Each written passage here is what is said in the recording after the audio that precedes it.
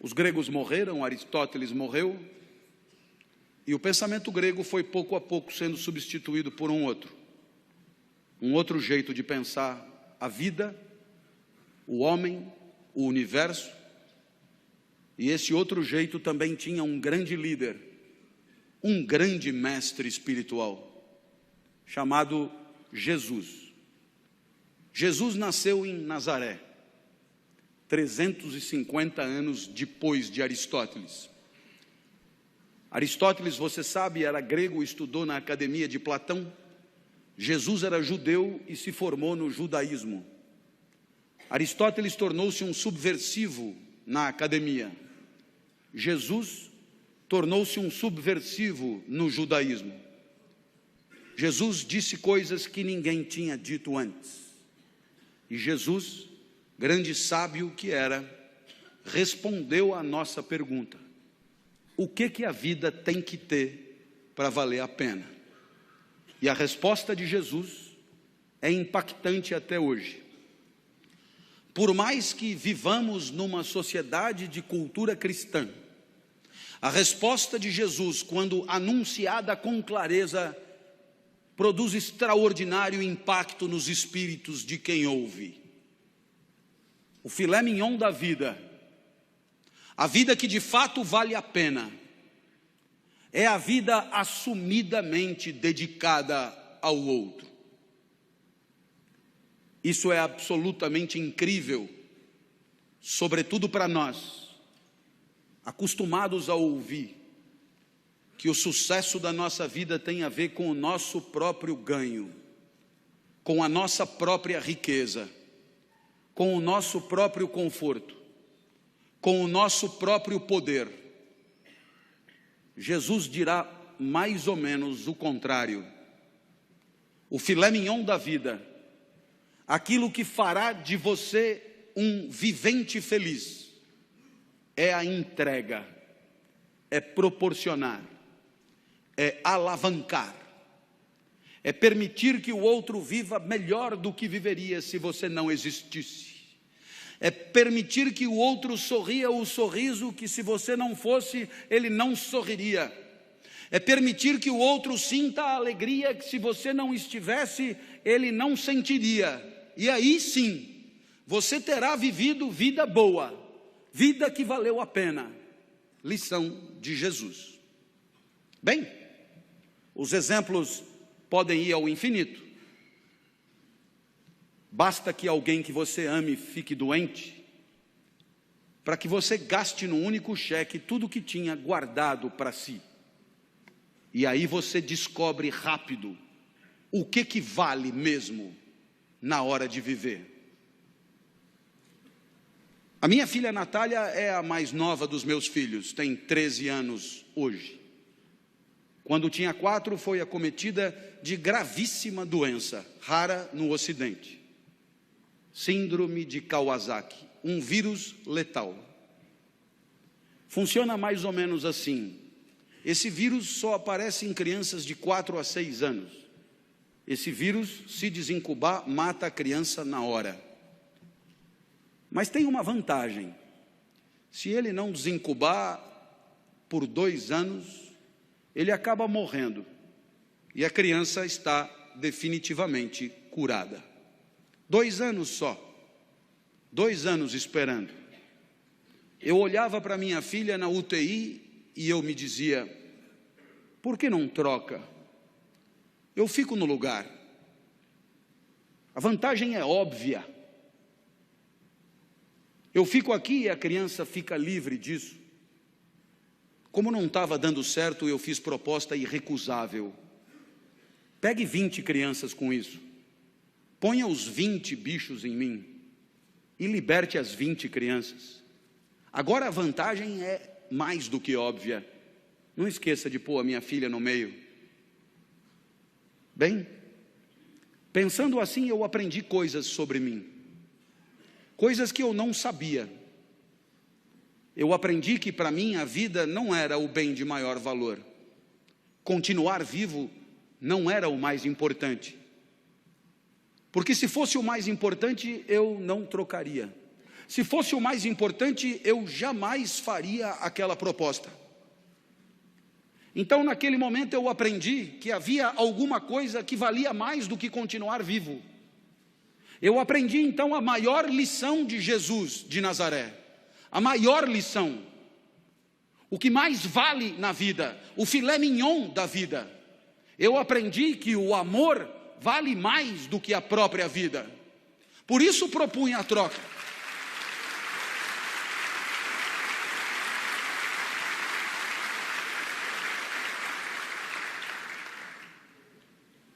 Mas é claro que por onde você andar, você encontrará o mesmo fenômeno.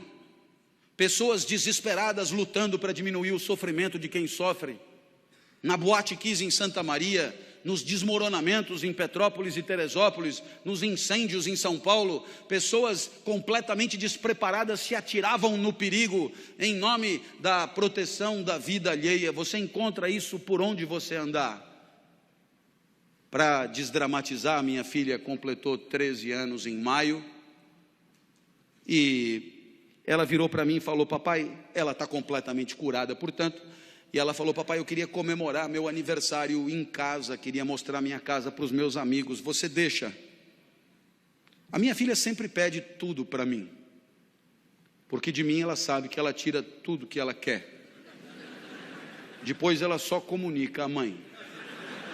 Eu já falei com o papai e ele já deixou. Vieram 39, subiram no mesmo elevador, invadiram o apartamento no mesmo segundo.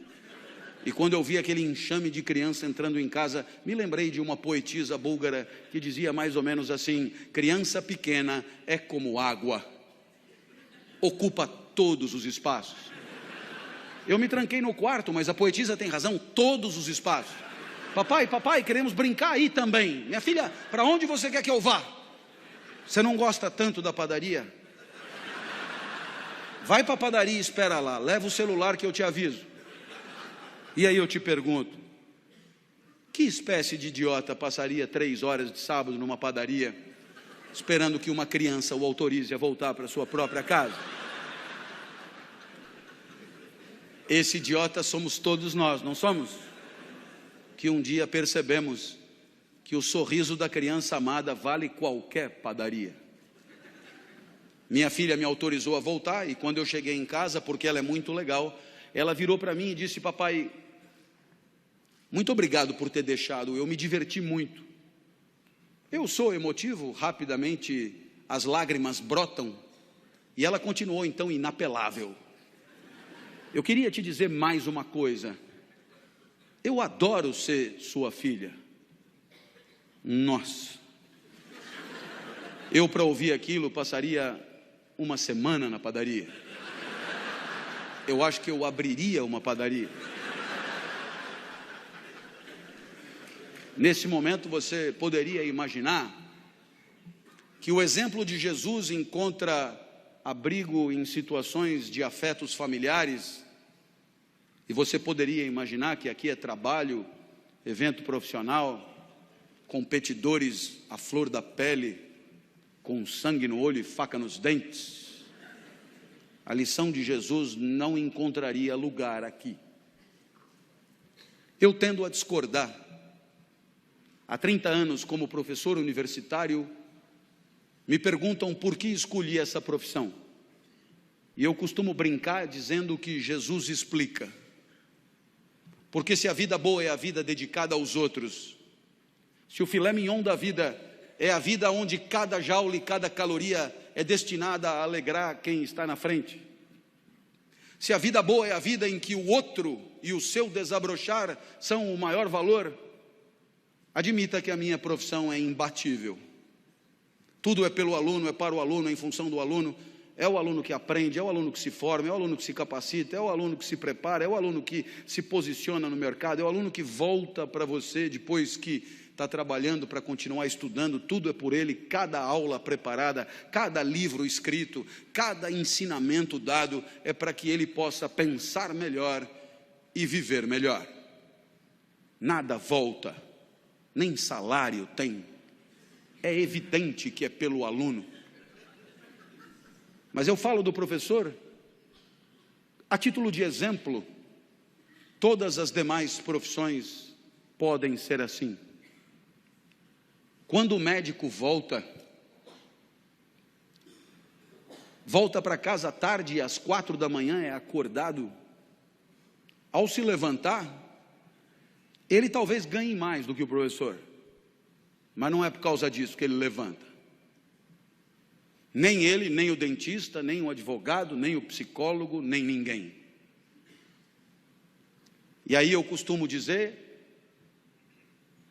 disse até uma vez num evento de mídia que depois na internet atravessou o país, que trabalhar é quebrar o galho de alguém.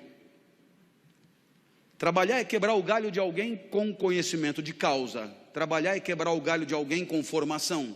Trabalhar é quebrar o galho de alguém com método, com expertise, com protocolo. Mas trabalhar é, antes de tudo, quebrar o galho de alguém.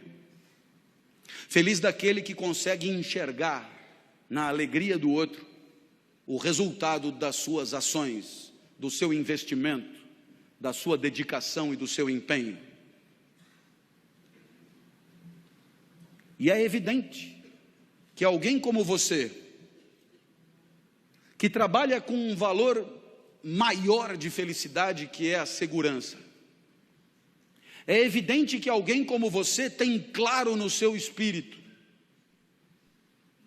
que se você se empenha por progredir,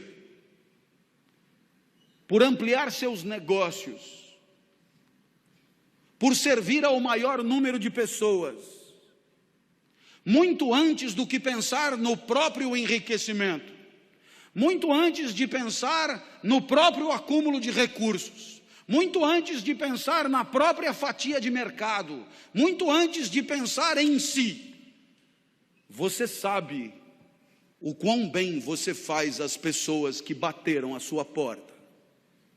Você sabe o quanto as pessoas confiaram em você para bater a sua porta. Você sabe o quanto as pessoas que não dominam o setor como você domina, confiaram em você para entregar a você a segurança daqueles que ela mais ama, seu maior tesouro, seu bem mais precioso. E você enxerga isso, entende a responsabilidade que é a sua, e sabe que a tua maior responsabilidade não está na simples ampliação dos teus negócios, mas está na proteção daqueles que acreditaram em você, na proteção daqueles que em situação de não defesa, de situação de insegurança, vieram bater a porta e confiaram nos serviços que oferecem. Portanto, você entende que só isso dará a você a dimensão do sentido do trabalho, o sorriso do outro, muitos outros, mas muitos outros, famílias inteiras, enorme quantidade de gente que sorri um pouco mais, por se sentir um pouco mais seguro. Aí está o sentido do seu trabalho.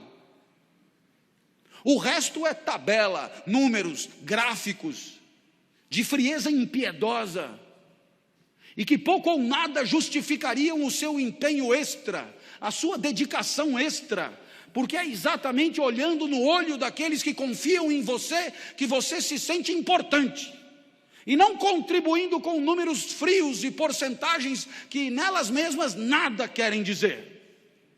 Essa é a lição de Jesus de Nazaré, até porque você um dia vai perceber que não precisa jantar 5 vezes na mesma noite, jante só 4, vai fazer bem para você, e você terá gente feliz do lado, gente que não ia comer, te fazendo companhia.